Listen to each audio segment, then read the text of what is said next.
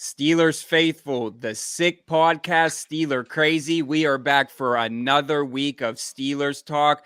I am Jay York Football. This is Mic'd Up Sports One. But before we jump into the Steeler talk, I think that I want to give a very, very special shout out to our partner over at Brushes and Beans Cafe. Caffeinate and create at Brushes and Beans Cafe.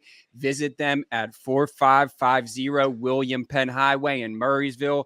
I went there a few weeks ago. Just great atmosphere. I honestly suggest that you go and try it for yourself. I wouldn't steer you in the wrong direction. Get you some coffee, tea, whatever it may be. It's just a great atmosphere.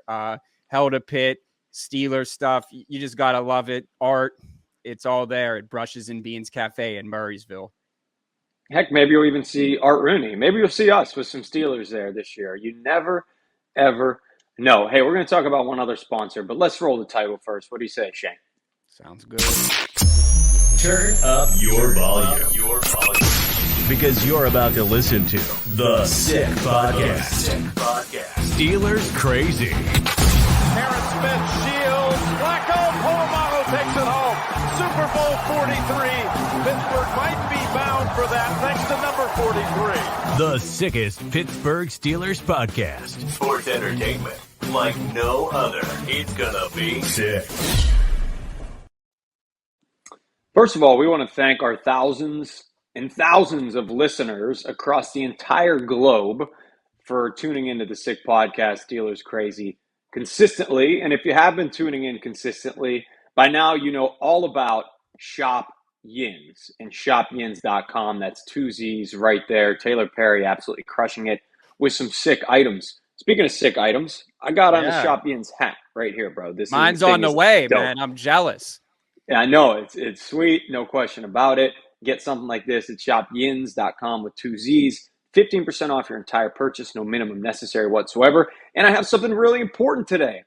We're starting our giveaways with shopkins.com. Who does not love free stuff? We all do. I mean, come on. It's black and gold season. Mm-hmm. So last week we talked about we're giving away a T-shirt. It says bleed black and gold. I know right now if you cut me open with a knife, I would be bleeding black and gold.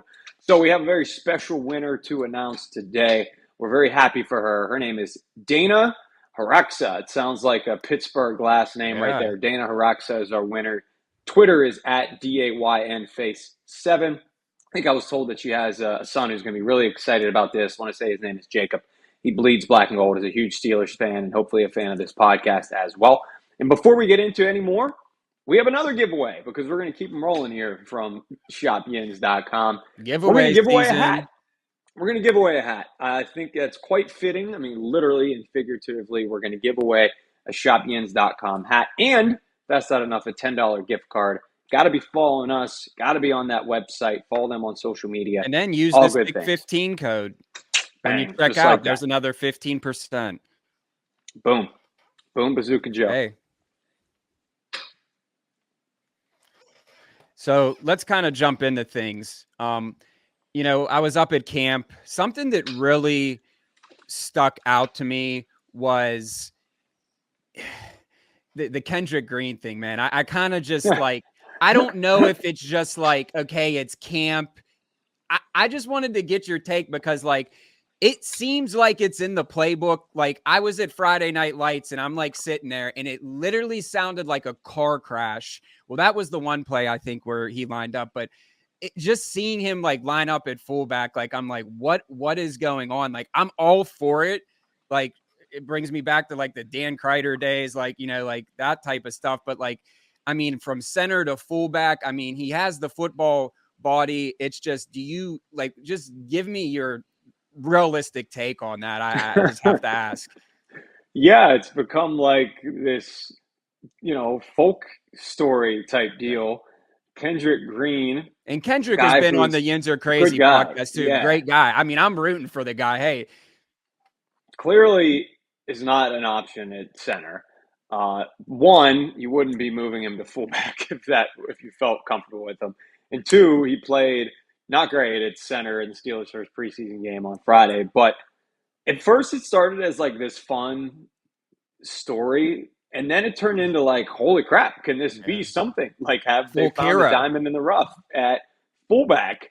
And he, like you said, he's smashing people. He's not just doing that. He's catching passes in the flat. I'm ready to send him long on a deep route, see what he's got, see if he can go all Martavis Bryant, score a 90-yard touchdown. No, just kidding, of course. But I don't know. I hope it sticks. Like you said, he's a guy that's easy to root for.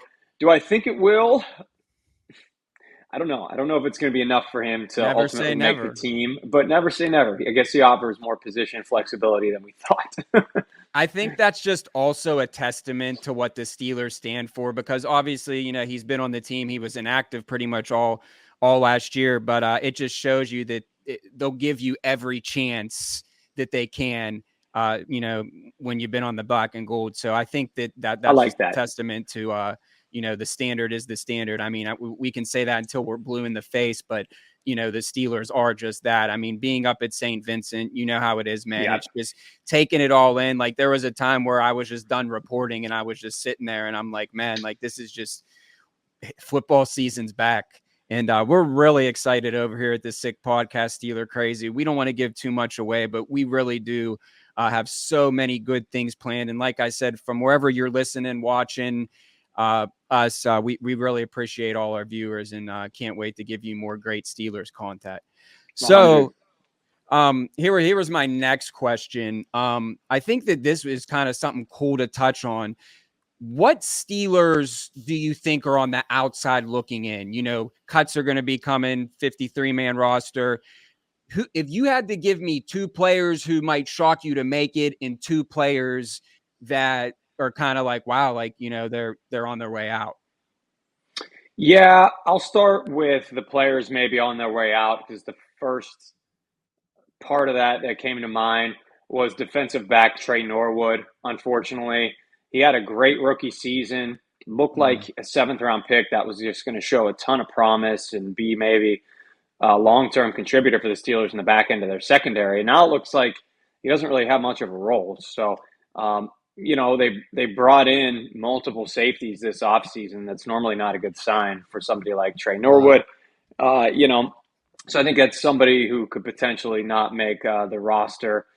The other one, I think, ultimately could be Hakeem Butler. There's been so much talk about Hakeem Butler this offseason, a dude who was just a playmaker for the Battlehawks in the XFL. I mean, how cool is it to see him just shining and showing out? It's a great story, but I just think the Steelers' wide receiver room is way too stacked. Kenny Pickett actually gave a big-time vote of confidence to Gunnar Olszewski last week, saying, that's my guy. I want him on this football team. Calvin Austin III, are you kidding me? He's going to make the team. And then I'm so happy. The guys. For that, Calvin. I mean, he was absolutely nasty what he put up on Friday. I threw out something on Twitter like he's the fastest Steeler since who, and I just wanted people's responses. Mike Wallace is the most popular. Dree Archer thrown in there, but man, that dude is. Don't forget Jordan Bird. And Kendrick Green. And don't forget Kendrick Green. Yes. Maybe the fastest Pittsburgh Steeler. Two guys that can make the team that maybe. So, I mean, I think only because our guy, Ray Fittipaldo, yesterday had him off of his final 53-man roster, I'll say Anthony McFarland. Anthony McFarland is funny. He's been a preseason hero for the last 3 years. He turns into Barry Sanders every preseason, and you don't hear from him in the regular season. But I think it's finally his time with Benny Snell gone to prove that he can get some actual reps on this team, because he's such a change of pace from Najee, as well as our guy Jaylen Warren, who obviously we're infatuated with that running back room. So I'll say he definitely fits the bill there. And then maybe somebody, you know, at the end of the day, a defensive lineman like Armon Watts. You know, I think the Steelers' defensive line is pretty stacked with guys like Benton, Montravius Adams getting a ton of run there still with the first team. A lot of people expect him to make it, and some people think Fehoko is not going to make it. But I think Fehoko will make it. Maybe a guy like Watts that they brought in will not. But it's I don't know. It's tough. We still got 2 more preseason games left to find out, right? Yeah, one of my biggest takeaways was Nick Herbig with the 2 sacks. He was just all over the field.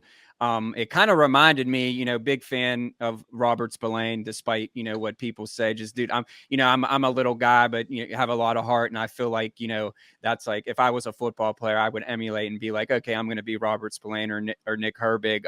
But just seeing him out there, and then after it, I think he said like a quote I seen, it was like black and gold runs through my veins. And I'm just like, I'm getting chills just thinking about it.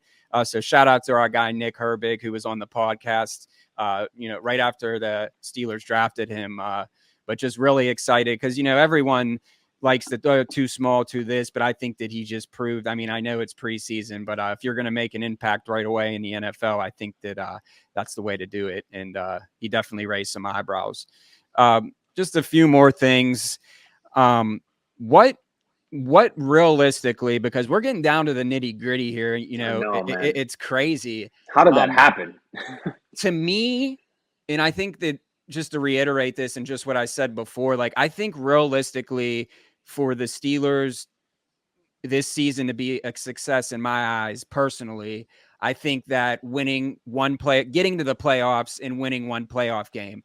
But I'm looking at this on paper, and we're not the paper champs. We're not the Cleveland Browns. I'm looking at this team on paper, and I think that when I was up at camp and I was talking with the other media guys and beat guys, that when you look at this roster, like, this is the most depth that the Steelers have had, I think, since, I want to say, like, Super Bowl XL. Like, realistically, like, when I'm looking at it, like the depth chart right now, I'm just like, and like some of these guys who, like we talked about, may or may not make the team, these could be, impact players right away. There's a reason if they make the 53-man roster. So just kind of wanted to, shed some light on that. Yeah, I think they're deep, more talented than last year when they went 9-8. You get Kenny Pickett in his second year. I think the biggest problem, if that's the right word, surrounding their outlook is the rest of the division. It's the toughest division in football. Them and the AFC East, I think, are right there. The Bengals were in the Super Bowl 2 years ago. Last year, they almost were in the Super Bowl again. If, they beat Pat Mahomes, they led through that whole game in the AFC Championship in Kansas City. I don't expect them to go anywhere. They're just getting better still because they signed a better left tackle in Orlando Brown. And that was their one serious weakness the last few years as well. And then you have a team like Baltimore. Yeah, who knows about Lamar Jackson? But even without Lamar Jackson last year, they were a playoff team. That's how talented they are. And then they bring in receivers like Odell and Zay Flowers. Defense is still stacked with guys like Patrick Queen.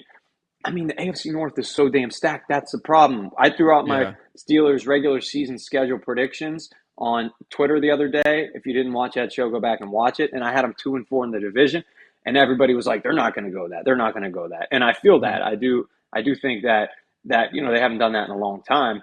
But I could see them losing both to Cincinnati. I could see them splitting with Baltimore. Maybe I'll have them beating the Browns twice because that would even things up a little bit and get them to 3-3. That never gets old. Never gets old. But if you look at every single projection, not in Pittsburgh, say Las Vegas, sports books, things like that, the Steelers are projected to finish fourth in the AFC North. They have the fourth worst odds. So that's their biggest challenge, man. If they're in a division like the AFC South, they're favorites, I think. But yeah, I'm with you. They're stacked, they're deep, they're better. But so is the AFC as a whole and the AFC North. So I can't wait for it to play out. I think you just summed it up there. It's like crazy, Russell Wilson, Aaron Rodgers, Tua, if he stays healthy. There is just, I know I'm missing a lot of people, but we can be here all day, naming quarterbacks. Trevor Lawrence. And I think that, Kenny Pickett year 2 is going to have a Trevor Lawrence type year. I think that, and maybe he'll end it at Waffle House. Pamela's. Yeah, Pamela's. But it's just all good stuff. And I think that it comes so fast. And like you and me know, like we've been, covering, with the Sick podcast now for a year. So shout out to that. We've been doing it for a year and growing and, giving you guys all these great interviews and content. But like, it's like football does not stop. Like I was at the combine, then, training camp, and then we're going to be going to games. I know you're going to be flying up for a few. You got to fly up. Make sure you wear that Yins hat too. Of course I will. And you know, our guy Taylor from Shopkins might join us. So come on, man. I'll We'll be there. Start the day at Brushes and Beans. Go down Pamela's to maybe. Acrisure Stadium. Yeah. Look, I even corrected it. I know you're going to still call it Heinz. My mom had a shirt on. We went up to Seven Springs, and my sister and they got a shirt that says I'm still calling it Heinz. So the whole weekend we would just be sitting there, and I'd be like, Mom's still calling it Heinz, and she'd get so pissed, but it was just so great. I am forever. I think I said Twitter. Yeah. X is Twitter. Meta is Facebook, and Acrisure Stadium is Heinz Field. It found its way back. I was actually down there picking something up at the stadium, and they were lifting on a crane.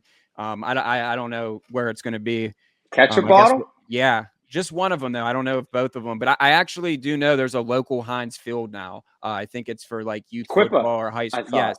Yes. Maybe it's Quippa. I could be wrong. Yeah, but that's pretty awesome. I mean, Heinz, Heinz 57, man. You got to tap the bottle, and yeah, you have to, or it doesn't come out. There you go. Super Bowl comes. Yeah, for sure, man. So I'm with you. It's Heinz Field, and I think the Steelers are going to do a lot of good things at Heinz Field this season, for sure. 9-8 last season. I see them at least getting one more win, getting to 10-7, maybe even 11-6, depending on health, and that gets you in the playoffs, no doubt. In the How AFC, many touchdowns will George Pickens have? Well, it's a good transition for our next show, because we're going to ask later in the week Jared Bailey, who's going to come on, that same question. So I don't think double digit. His over-under is pretty low. And the only reason I say not double digits is because there's so many options. Do the Steelers have too many weapons? Headline, Allen Robinson, Calvin Austin, DJ, Pat. So I think it's tough to get one guy 10 touchdowns. Allen Robinson really looked good at training camp as well when I was up there. I think we talked about it when I first signed him. I'm like, we have so many wide receivers, but then I'm like, this dude can definitely be a red zone threat in the veteran leadership, just the same with Pat P. I mean, they're both producing, so I'm all for it. Great guy. Yeah. We had our guy, Derek Moy, on here. He was telling us that he was roommates, so I'm sure he's happy that he's back in the black and gold. And yeah, we appreciate you guys hanging out with us. Here's been another great episode of the Sick Podcast, Steeler Crazy. I'm Jay York Football. This is Mic'd Up Sports One, the Sick Podcast. Go get you a Yin's hat. Go to Brushes and Beans. Follow us. Listen to us. Do whatever you want. We still got 6. Shane? And that's a wrap. Hope you don't miss us too much until next time. Follow the Sick Podcast Steelers Crazy on YouTube, Instagram, Facebook, Google Play, and Apple Podcasts.